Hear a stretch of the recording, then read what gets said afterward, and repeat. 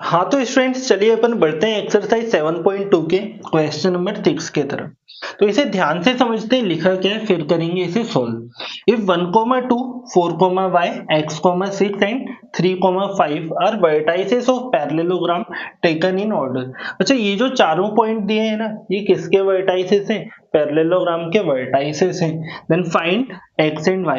अच्छा, यहाँ निकालना क्या है, जो ये y और x है ना, इनकी वैल्यू हमें फाइंड करने के लिए बोला है। तो एक काम करते हैं, सबसे पहले अपन बनाते हैं parallelogram.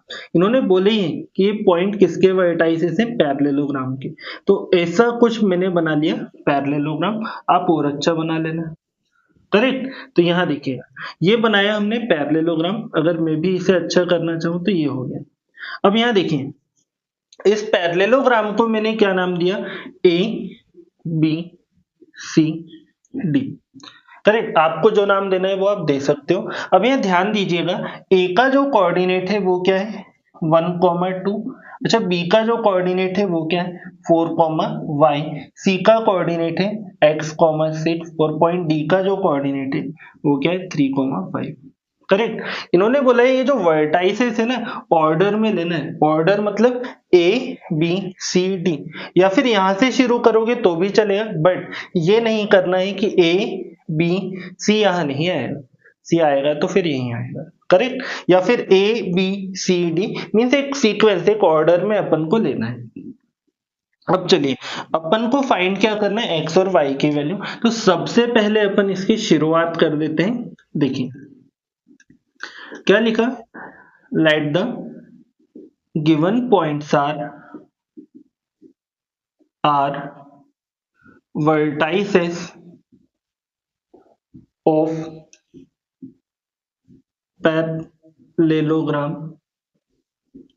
Parallelogram A B C D.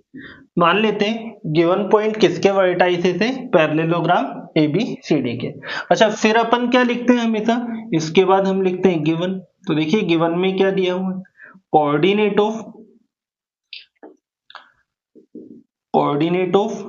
ए का कोऑर्डिनेट क्या है? 1, 2। अच्छा, देन कोऑर्डिनेट ऑफ बी आ जाएगा। बी का कोऑर्डिनेट क्या है? 4, फिर आ जाएगा कोऑर्डिनेट ऑफ सी का कोऑर्डिनेट है x, 6 और last one coordinate of D आ जाएगा, ये है हमारा 3, 5। तो इस तरह से हमने चारों पॉइंट के कोऑर्डिनेट, चारों वर्टाइसेस के कोऑर्डिनेट हमने लिख दिए। करेक्ट। अच्छा, गिवन के बाद अब हम क्या लिखेंगे? गिवन के बाद हर बार की तरह अब हम लिखने वाले हैं टू फाइंड। तो बताइए फाइंड क्या करना है? फाइंड हमें करना है value of x and y। क्या निकालने वाले हम? x और y की वैल्यू हम फाइंड करने वाले हैं। अब यह ध्यान से समझना, कॉन्सेप्ट पे आते हैं करने क्या वाले हैं। देखिए होता क्या है, अगर मैं इस पैरेललोग्राम के डायगोनल की बात करूं तो इसका एक डायगोनल तो होगा AC। करेक्ट। अच्छा, इसका दूसरा डायगोनल क्या होगा? दूसरा डायगोनल होगा BD। अब दोनों डायगोनल एक पॉइंट पर इंटरसेक्ट करें, इस पॉइंट को मैं क्या लेता हूं? P लूंगा। अब देखिए क्या होता है, जो पैरेललोग्राम के डायगोनल होते हैं ये एक दूसरे को बाइसेक्ट करेंगे। क्या करते हैं? पैरेललोग्राम के डायगोनल एक दूसरे को बाइसेक्ट करते हैं। अब यहाँ ध्यान से देखिएगा, अगर ये बाइसेक्ट करते हैं, बाइसेक्ट का मतलब क्या है? ये वाला डायगोनल इस AC को दो बराबर पार्ट में डिवाइड करेगा। करेक्ट। मतलब जितना AP है उतना ही क्या रहेगा? PC रहेगा। अच्छा, आगे जो AC डायगोनल है ये BD को दो बराबर पार्ट में डिवाइड करेगा। तो यहां देखिएगा, यहां पर हमने लिखा we know that the diagonals of parallelogram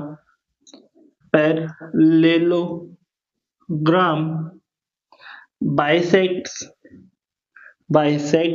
each other।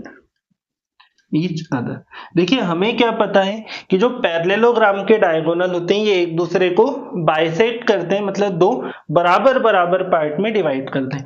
अच्छा, अब यहाँ ध्यान से समझते हैं, जो पॉइंट P है ना, P AC का मिड पॉइंट होगा, क्योंकि जितना पार्ट A है उतना ही ये है। अच्छा, P BD का भी मिड पॉइंट होगा, क्योंकि जितना पार्ट A है उतना ही पार्ट A है। तो इस हिसाब से इसके अकॉर्डिंग यहाँ देखिएगा, coordinate of mid point P of AC। देखिए क्या बोला है, किसके मिड पॉइंट का कोऑर्डिनेट, AC के मिड पॉइंट का कोऑर्डिनेट। और ये किसके बराबर होगा, ये बराबर होगा coordinate of mid point P of BD। जो P है वो किसका मिड पॉइंट है, BD का भी मिड पॉइंट है, और हमें पता है कि दोनों का मिड पॉइंट किस जगह पर है, दोनों का मिड पॉइंट एक ही जगह पर है। अच्छा, अब अगर हम P के कोऑर्डिनेट की बात करें, P के कोऑर्डिनेट की बात करें, तो जैसा कि एग्जैक्टली P बीच में है, जब मैं AC के लिए देखूंगा तो देखिए फॉर्मूला लगेगा x1 plus x2 upon 2 comma y1 plus y2 upon 2। अच्छा, फिर आगे जो P है ये BD का भी मिड पॉइंट है, तो यहाँ मिड पॉइंट के लिए फॉर्मूला हमें पता है x1 plus x2 upon 2 comma y1 plus y2 upon. अब यहाँ कंफ्यूज मत होना, जब अपन AC की बात कर रहे हैं, किसका मिड पॉइंट है ये P, AC का, तो A हो गया हमारा फर्स्ट पॉइंट, ये आ जाएगा x1 y1, और C में मिलेगा x2 एंड y2। जब हमने वैल्यू पुट की, देखिए x1 हो गया 1, x2 हो गया x, तो यह आ गया हमारा 1 प्लस x अपॉन 2, करेक्ट। अच्छा, फिर आगे y1 plus y2 upon 2, y1 है 2, y2 है 6, तो ये आ गया 2 प्लस 6 अपॉन 2, ये लगाया इक्वल टू का साइन। अब देखिए, अब किसका मिड पॉइंट बोला है हमने P को, अब हमने बोला है P BD का मिड पॉइंट है। जब हम BD की बात कर रहे हैं तो ये हो गया फर्स्ट पॉइंट और ये हो गया सेकंड, तो देखिए x1 4, x2 3, ये आ जाएगा 4 plus 3 upon 2 comma y1 is y, y2 क्या है 5, देन y प्लस 5 अपॉन। अगर इसे थोड़ा सा सिंप्लीफाई करें, ये हो गया 1 प्लस एक्स अपॉन 2। अच्छा, ये क्या आ जाएगा 8 अपॉन 2, फिर आगे इक्वल टू, ये हो गया 7/2 और ये हो गया y प्लस 5 अपॉन 2। थोड़ा सा और मैं इसे देख लेता हूँ, ये आ जाएगा 1 प्लस एक्स अपॉन 2 कॉमा ये हो गया 4 इक्वल टू, ये तो एज इट इज रहेगा 7 upon 2 comma y plus 5 upon 2। अब फाइंड क्या करना है हमें, x और y की वैल्यू। अब देखिए, जैसा कि दोनों के बीच में कौन सा साइन है, इक्वल टू का साइन, तो मैं x वाले को कंपेयर कर सकता हूं x वाले कोऑर्डिनेट से।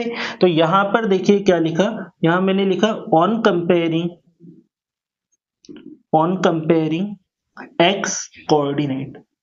कौन सा कोऑर्डिनेट कंपेयर कर रहे हैं हम, x कोऑर्डिनेट। तो यहां पर जो x कोऑर्डिनेट है वो है 1 प्लस एक्स अपॉन 2, और ये वाला जो x कोऑर्डिनेट आया है वो मिला है 7 अपॉन 2, करेक्ट। यहां देखिएगा, ये 1 plus x equal to 7/2, divide का 2 आ गया, इनटू में 2 से 2 कैंसिल। अच्छा, यहाँ पर बचा हुआ है ओनली 7, जब प्लस से 1 शिफ्ट होगा माइनस, और फाइनली जो x आ गया है वो है हमारा 6। x क्या आ गया 6। अच्छा, जिस तरह से हमने x कोऑर्डिनेट कंपेयर किया, अब क्या कंपेयर करेंगे, y कोऑर्डिनेट। तो यहां पर मैंने लिखा ऑन कंपेयरिंग y कोऑर्डिनेट। अब हम कर रहे हैं y कोऑर्डिनेट को कंपेयर। अच्छा, यहां y कोऑर्डिनेट है y प्लस 5 अपॉन 2, और इस तरफ y कोऑर्डिनेट क्या है 4। अच्छा, जरूरी नहीं है कि पहले ये लिखूंगा फिर ये, पहले ये भी लिख सकते हैं, बस हमने थोड़ा सा आसानी के लिए यहाँ पर y है इसलिए पहले ये रखा। अच्छा, यहाँ देखिएगा y equal to 4 into 2, divide का 2 गया मल्टीप्लाई में, और ये क्या है साथ में प्लस। अच्छा, 4 2 जा 8 हो गया, जब प्लस से 5 शिफ्ट होगा तो माइनस, फाइनली जो y आ गया हमारा 8 माइनस 5, ये आ गया 3, करेक्ट। तो यहां पर हमें x और y की वैल्यू फाइंड करनी थी। लास्ट में आप लिख दीजिएगा हेंस x इक्वल टू क्या मिला, x 6 and y equal to 3। तो x इक्वल टू आ गया 6 and y is equal to 3।